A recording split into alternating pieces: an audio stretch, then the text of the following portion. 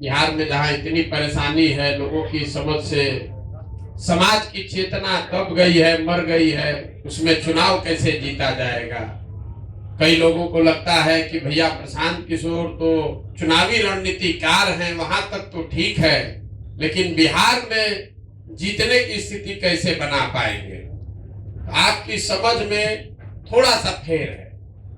हम जो काम पिछले 10 बरस करते थे, जिसका लोहा आप मान रहे हैं, हम नहीं कह रहे कि मानिए, लेकिन लोग ऐसा समझते हैं कि जिसको हम सलाह देंगे, जिसको मदद करेंगे, वो आदमी चुनाव जीत जाएगा। हम अपने दिमाग से वही काम कर रहे हैं। पहले हम सलाह और मदद नेताओं की, दलों की करते थे। दल को जाकर हम क्या बताते थे कि भाई किस तरह से अपने संगठन को और बेहतर तरीके से व्यवस्थित करो, किस तरीके से जनता से संवाद स्थापित करो, कौन सा मुद्दा उठाओ, कैसे चुनाव लड़ो तो तुम चुनाव जीत जाओगे। तो वही काम अभी भी कर रहे हैं। जनता को जाकर बता रहे हैं कि कैसे तुम आपस में हम लोग मिलकर नया दल बना सकते हैं, कैसे सब लोग मिलकर उसको चला सकते हैं, कौन से मुद्दे आगे लेकर चलेंगे तो जो पहले से दल है उनको हराया जा सकता है। तो हमारी काम में कोई फर्क नहीं है, काम हम वही कर रहे हैं जो पहले कर रहे थे। और सिर्फ फर्क इतना है कि अब दल और नेता के लिए नहीं कर रहे हैं, समाज के लिए कर रहे हैं। इसलिए कर रहे हैं कि हमारी अपनी जो 15-20 बरस की समझ है, पहले 10 बरस संयुक्त राष्ट्र संघ में हमने काम किया है, और फिर 10 बरस जो चुनावी रणनीतिकार प्रबंधन वगैरह आप लोग कहते हैं, 20 बरस का मेरा अनुभव ये बताता है कि कोई भी चुनाव जीतकर आप बिहार में परिवर्तन नहीं ला सकते हैं। आगे क्या होगा वो छोड़िए, 2015 में तो हम खुद चुनाव यहाँ जीत गए थे। लालू नीतीश महागठबंधन चुनाव जीत गया था। कौन किसको टिकट मिलेगा, कौन मंत्री बनेगा, वो सब निर्णय में हमारी भागीदारी थी। 7 निश्चय का एक कार्यक्रम भी हमने बनवाया, उसको लागू करने के लिए बिहार में बिहार विकास मिशन की स्थापना भी कराई, लेकिन उसका कोई असर अभी हम बिहार में नहीं देख रहे। कहीं न कहीं हमारी जो समझ है पिछले 20 बरस की, जब तक समाज के स्तर पर प्रयास नहीं किया जाएगा तो सिर्फ चुनाव जीतने से कोई फर्क होने वाला नहीं है। मोदी जी जीत गए हैं, प्रधानमंत्री बन गए, तो उससे बिहार में क्या फर्क हुआ? कोई फर्क नहीं पड़ा। ईमानदारी से अगर आप दिल पर हाथ रख के बोलिएगा, यहाँ मोदी जी के बहुत भक्त लोग बैठे हैं, आप दिल पर हाथ रख के पूछिएगा तो बिहार में मोदी के प्रधानमंत्री बनने से कोई फर्क नहीं पड़ा। उससे पहले लालू जी भी यहाँ रहे, सामाजिक न्याय की उन्होंने बात की, उनके भी 15 साल के शासन में कोई फर्क नहीं पड़ा। उससे पहले कांग्रेस भी यहाँ रही है 40 बरस, उससे भी फर्क नहीं पड़ा। जब तक यहाँ के समाज के स्तर पर प्रयास नहीं होगा, तब तक अगर कोई प्रशांत किशोर भी जीत कर आ जाएंगे तो उससे फर्क नहीं पड़ने वाला। इसीलिए ये प्रयास समाज के स्तर पर किया जा रहा है। और हम लोग का ज्यादातर समय, जितने आप प्रबुद्ध लोग हैं, वो इस पर जाता है कि बिहार को किसने बर्बाद किया। कोई खड़ा होकर बता रहे थे अभी शाही जी की कर्पूरी जी से खराब हुआ कि लालू जी से खराब हुआ। हमको लगता है ये बेमानी विवाद है। हम अपनी सभाओं में रोज कहते हैं कि आप ये मान लीजिए कि जितने नेताओं ने बिहार में शासन किया है, उन्होंने जो काम किया या करने का दावा कर रहा है, सबको सही मान लीजिए। गाय के लिए बेकार विवाद करते हैं कि लालू ने खराब किया कि नीतीश ने खराब किया। हम लोग ये मान ले कि कांग्रेस ने 40-45 बरस बिहार में बड़ा अच्छा काम किया। ये भी मान लीजिए कि 15 बरस लालू जी के राज में सामाजिक तौर पर पिछड़े और गरीब लोगों को आवाज मिली। ये मानने में कोई गुरेज नहीं करना चाहिए आपको, हमको। जो लोग बिहार की राजनीति को जमीन से समझते हैं, उसको ये मानने में दिक्कत नहीं होनी चाहिए कि लालू जी के राज में कम से कम शुरुआती सालों में जरूर गरीब और जो पिछड़ा था उसको आवाज मिली। ये अलग बात है कि उनके आगे के साल में जंगल राज आ गया, लेकिन लालू जी भी आज दावा क्या करते हैं वो ये नहीं कहते हैं कि हम बिहार को अमेरिका बना दिए। लालू जी यही कहते हैं कि हम गरीब को, वंचित को आवाज दिए। मान लीजिए दिए आवाज। नीतीश कुमार क्या किए? पर हम सड़क बिजली बना दिए। ठीक है भैया, मान लीजिए। अगर सबके काम को सही मान लिया जाए, सबके दावे को भी सही मान लिया जाए, तो भी इस बात से तो कोई इनकार ही नहीं कर सकता है कि देश का सबसे गरीब, सबसे पिछड़ा, सबसे ज्यादा अशिक्षित, सबसे ज्यादा भूखमरी और बेरोजगारी वाला राज्य बिहार है। इस बात से तो कोई इनकार नहीं कर सकता है। तो काहे बहस कर रहे हैं झूठ मूठ का कि मोदी बिगाड़े कि लालू बिगाड़े? हम तो कह रहे हैं कि अगर सब ने काम किया तो भी हम लोग सबसे बदहाल हैं। तो जिसको थोड़ी बहुत भी समझ है, उसको ये समझ आ रहा है कि भैया जिस रास्ते पर हम लोग चल रहे हैं पिछले 50-60 साल से, उस रास्ते से चलकर तो बिहार का कल्याण नहीं होना है। तो रास्ता बदलना पड़ेगा। और हमें लगता है कि वो रास्ता समाज से होकर जाता है, दल से होकर नहीं जाता है। इसीलिए ये प्रयास कर रहे हैं। हम लोगों पर मामूली दबाव नहीं है। जहां पर जा रहे लोग कह रहे भैया तुरंत दल बनाइए, बिना दल बनाए बिना चुनाव जीते नहीं होगा। कितना दिन पैदल चलिएगा? जहां दरभंगा में यात्रा खत्म हुई, आदमी सोचता भैया जल्दी बताइए कौन चुनाव लड़ना है। ये चुनाव लड़ने का अभियान नहीं है। चुनाव लड़ना हमारी प्राथमिकता नहीं है। चुनाव लड़ना पड़ेगा, सरकार बनाने के लिए वो प्रयास करना पड़ेगा। आपकी चिंता है कि चुनाव लड़ना जीतना कैसे होगा बिहार में। हम आपको बता रहे हो हमारी चिंता नहीं है। चुनाव लड़ना 6 महीने का काम है। आप देखिएगा इसी बिहार में जलजला कर देंगे 6 महीने जब चुनाव लड़ने का। आदमी कह रहे हैं भैया किसका वोट काटेंगे? एनडीए का काटेंगे कि महागठबंधन का काटेंगे? लाइए हम लिख के दे देते हैं, दोनों को काट के साफ कर। कोई नहीं, ये अहंकार से नहीं बोल रहे, इसलिए नहीं कि हमको कोई अहंकार है। हमारे माता पिता, हमारे गुरुओं ने जो सिखाया है, जिस काम को लीजिए उसको पूरी ईमानदारी और मेहनत से कीजिए। जिस बंगाल का आप गुणगान करते हैं कि बंगाल में प्रशांत किशोर हरा दिए, यहाँ बैठा हुआ शायद ही कोई आदमी जानता होगा कि हम बंगाल गए मई 2019 में। हमारे पिताजी की मृत्यु हुई मई में, उसके 15 दिन के अंदर हम बंगाल गए और बंगाल से निकले मई 2021 में। 2 बरस जब कोरोना से आप भागकर घर में छुपे हुए थे, हम बंगाल में गांव-गांव में लगकर काम कर रहे थे, तब सफलता मिली। आप एक लाइन में पढ़ते हैं प्रशांत किशोर गए, बंगाल जीत के चले आए। अगर हम इतनी मेहनत कर रहे हैं, इसलिए कर रहे हैं कि हमको मालूम है कि ये बहुत कठिन काम है। यहाँ कर आप हमको मत बताइए कि बिहार को भैया सुधारना बड़ा मुश्किल है, जाति कैसे टूटेगा, लालू कैसे हारेंगे। बहुत कठिन काम है, इसीलिए बहुत बड़ी मेहनत भी करनी पड़ेगी। इसीलिए 3 बरस से घर परिवार छोड़कर रात दिन जितना 75 वर्ष में किसी ने मेहनत न किया हो, इतनी मेहनत कर रहे हैं। चुनाव जीतना मुश्किल नहीं है, मुश्किल ये है कि चुनाव सही लोगों के साथ जीता जाए। चुनाव तो आप किसी के साथ जीत सकते हैं। कल समीकरण बनाइएगा, चुनाव 6 महीना में उलट जाएगा। हम 2 जून 2015 को बिहार में आए थे। 18 नवंबर 2015 में बिहार चुनाव जीतकर चले गए। 6 महीना लगता है, उससे बात नहीं बनेगी।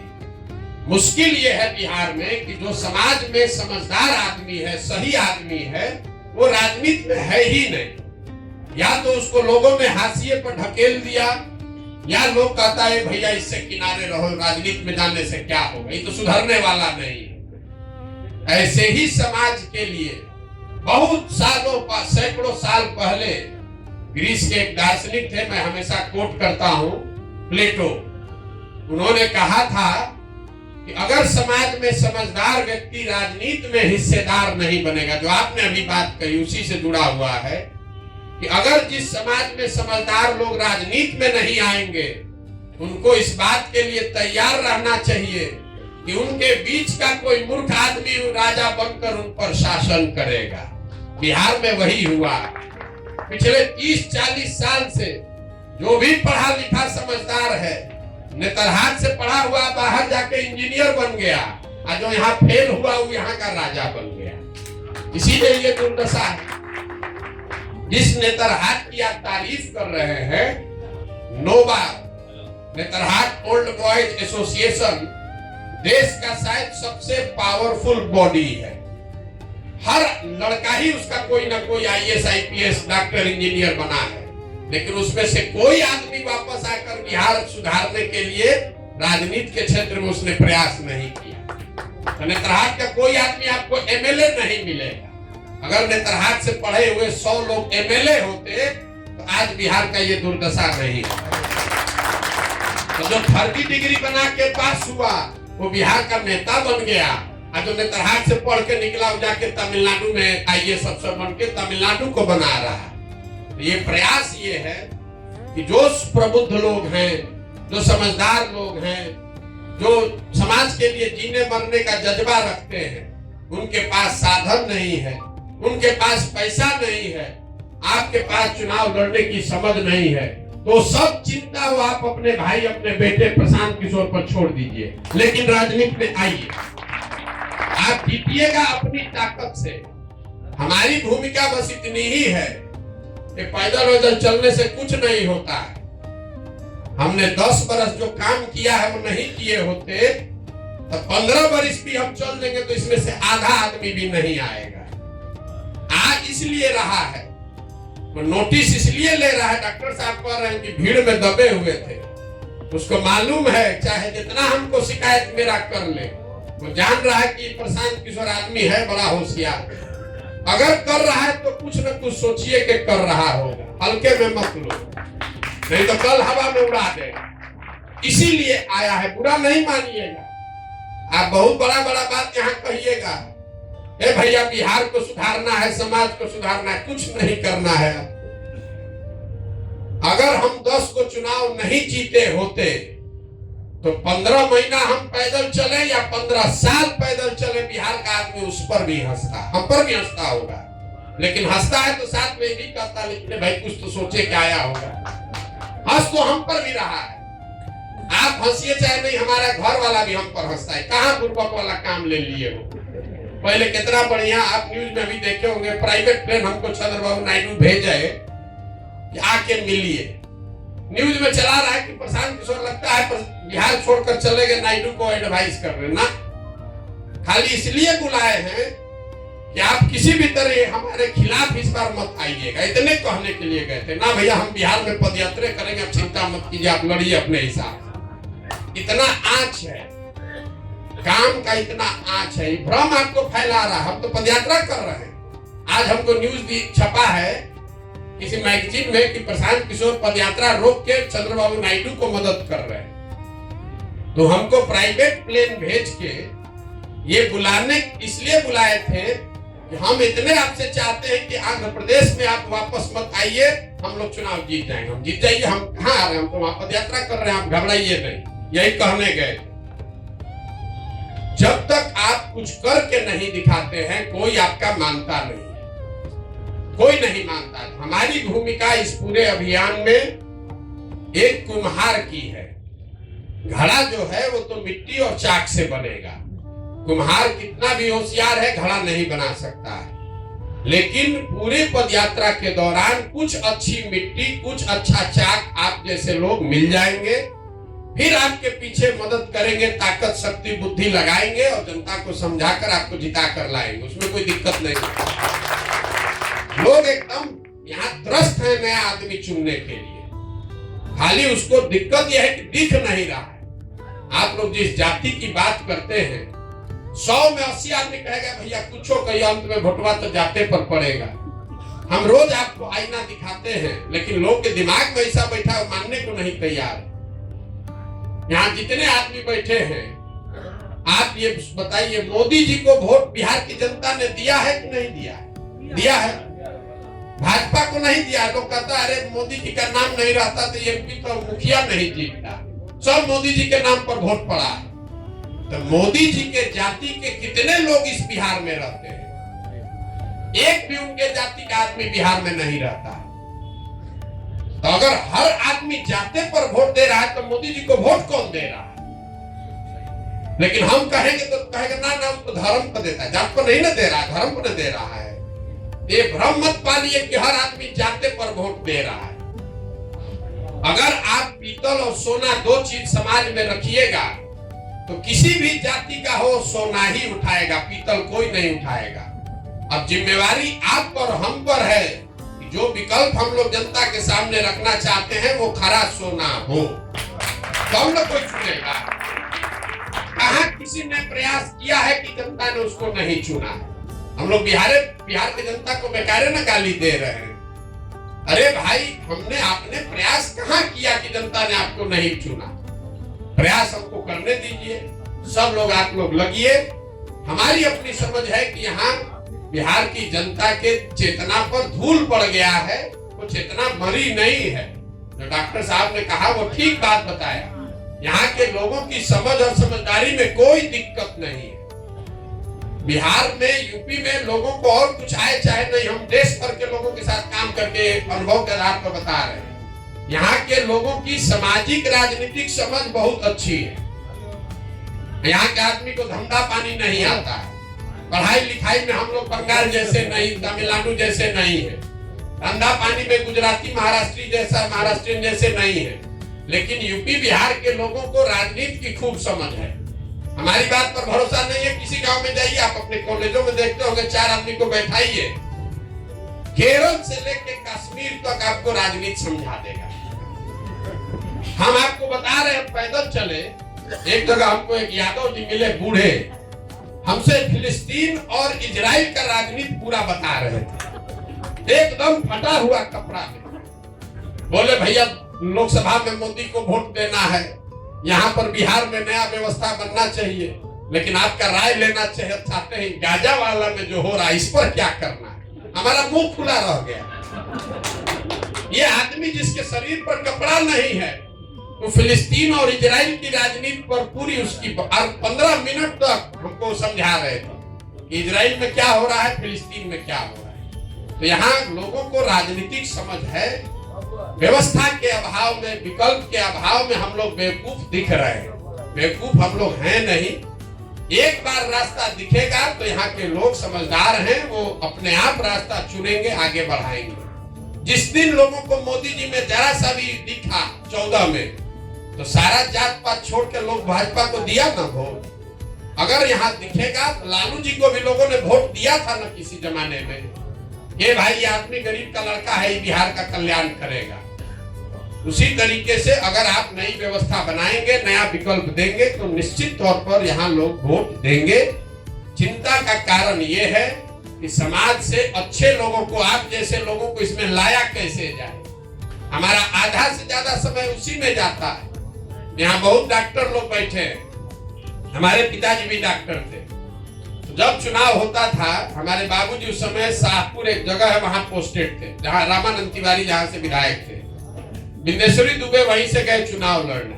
हमारे पिताजी थोड़े प्रसिद्ध डॉक्टर थे वहां।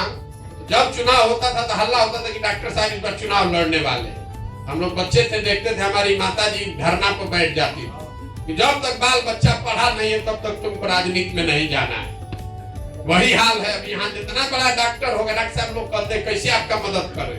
हमने कहा कि जिला से एक बढ़िया डॉक्टर निकाल के भेजिए जिसको नेता बना दिया जाए, जिसको एमएलए लड़ाए। 40 को अच्छा आदमी तो कम से कम एमएलए बन जाएगा। सब डॉक्टर लोग भाग जाएगा, सब डॉक्टर वकील भाग जाएगा। सब चाहता है कि आप सुधारिए, हम पीछे से है। कोई सामने आना नहीं चाहता है। वकील साहब के हम घर गए थे, 1 घंटा ही लोग सवाल जवाब किया, हमको आशीर्वाद दे रहे हैं, हमको शुभकामना दे रहे हैं, लेकिन ये नहीं कहे कि अच्छा भैया चलिए हम कल से खड़ा होते हैं, हम नहीं होंगे, हमारा ये साथी खड़ा होगा। देखिए हौस रहेगा खड़ा।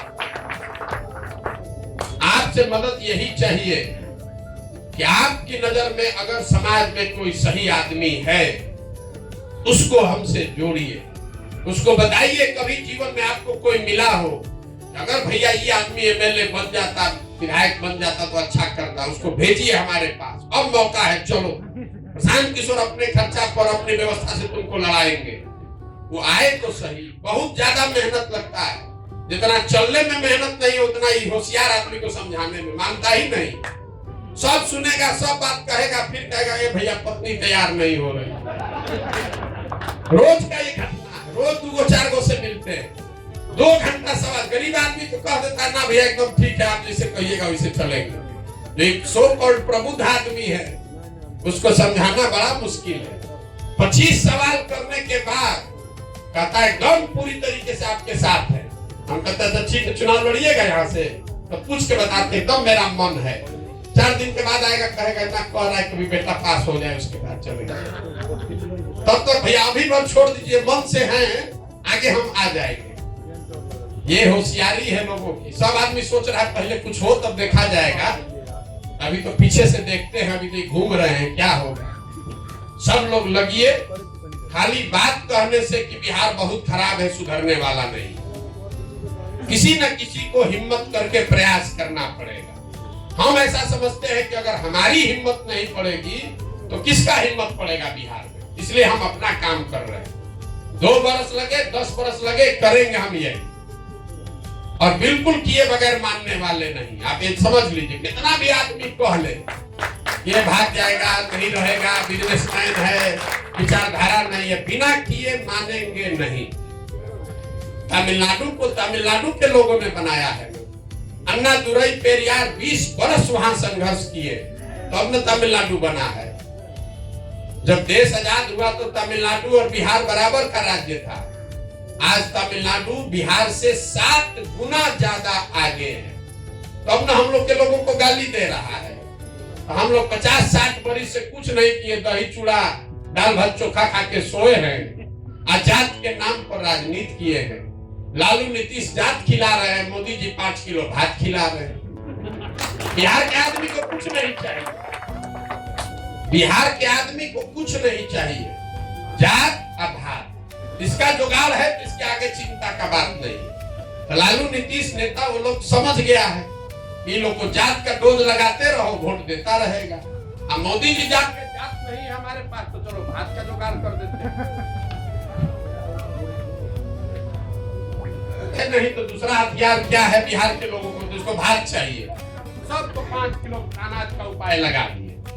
अब 4 किलो अनाज ले रहा है, जो मजदूरी कर रहा था वो भी नहीं कर रहा है। ये दुर्दशा। इतने आप प्रबुद्ध लोग बैठे हैं, कभी आप बैठ के सोचे कि भाई मोदी जी गुजरात में बुलेट ट्रेन बना रहे, तमिलनाडु में जहां से एक को एमपी नहीं जीता वहां साल में 6 बार जाते हैं। बिहार की चिंता कभी नहीं किया हुआ। बिहार में कभी नहीं आया कि दरभंगा में चीनी मिल कैसे बनेगा, क्यों नहीं किए हैं? हम आपको बता रहे हैं क्यों नहीं किया। मोदी जी के साथ 3 बरस काम किए। आप गुजरात में जाइएगा, ऐसे किसी सभा में गांव में मोदी जी भी जाएंगे तो वहां गुजराती जो आदमी है बिजनेस का उसको इतना समझ है, पहले बात अपने धंधा का करेगा। मोदी जी कैसे हमारा इनकम बढ़ेगा, कैसे हमारे गांव में रोड बना दीजिए कि हमारा भाड़ा कम लगे, फैक्ट्री कैसे लगेगा। तो मोदी जी को वहां काम करना पड़ता है। सारे नेताओं को आपने देखा होगा गुजरात में, सारा मंत्री विधायक मुख्यमंत्री सबको हटा दिए, नया आदमी लेकर आए। बिहार में कभी मोदी जी ने कुछ नहीं किया, क्योंकि मोदी जी को भी मालूम है 5 किलो भात बनिए दिया रहा है और इनको अयोध्या में मंदिर बनिए गया है। बिहार का आदमी कहता है मोदी जी चिंता मत कीजिए, अरे भेजिए ना गधा घोड़ा, किसको भी भेजिएगा हम लोग जिता के भेज देंगे। 5 बरिस बैठ के जिस सांसद को आप और हम गाली देते हैं उसी को जाकर फिर मोदी जी के नाम पर वोट देंगे। तो मोदी जी भी जैसे लालू नीतीश ने समझ लिया, इस राज्य में लोगों को कुछ नहीं चाहिए, सिर्फ जाति चाहिए। आप बताइए, लालू जी ने जिन समाज को आवाज दी, जिसको कहते हैं कि हम सब गरीब को पिछड़े को आवाज दिए, उसी समाज के बच्चों को उन्होंने पढ़ने की व्यवस्था क्यों नहीं की? कभी बिहार में उन्होंने भूमि सुधार क्यों नहीं लागू किया कि गरीब वंचित जो है पिछड़ा समाज है उसको जमीन मिल जाए? उसके लिए पूंजी रोजगार का व्यवस्था क्यों नहीं किया? लालू जी बुर्बक थोड़े ना है, आवाज दे दिया कि हमारा और हमारे बच्चों का नारा लगाते रहो, पैसा पूंजी शिक्षा नहीं दिया। कभी इतनी समझ न हो जाए कि आप अपना हक मांगने लगे। तो नेता ये समझ गया है, मोदी जी भी जान गए हैं कि भैया फैक्ट्री लगाएंगे तो लोग कहेगा ये को काहे लग रहा है, गुजरात में 4 को लग रहा है, अच्छा है फैक्ट्री लगेबे मत करो, भात दो 4 किलो अनाज दो। कभी आप सुने हैं गुजरात में कि 4 किलो अनाज के लिए मारा मारी हुआ हो? बिहार में जहां जाइए आदमी यही कह रहे भैया 4 किलो अनाज, राशन कार्ड नहीं मिल रहा है, 2000 रुपया लग रहा है राशन कार्ड, उसके आगे सोचिए नहीं रहा है। उसको राशन कार्ड मिल जाए, उसके लिए देश में धरती पर वही सबसे अच्छा नेता है जो उसको राशन कार्ड बिना घूस के दिलवा दे। लोगों का शिकायत ही नहीं है कि नौकरी नहीं है, लोगों का शिकायत यह है कि जो राशन कार्ड मिल रहा है फ्री राशन का, उसमें 2-2.5 हजार रुपया घूस लग रहा है। तो जब तक ये मानसिकता पर काम नहीं होगा तब तक बिहार नहीं सुधरेगा।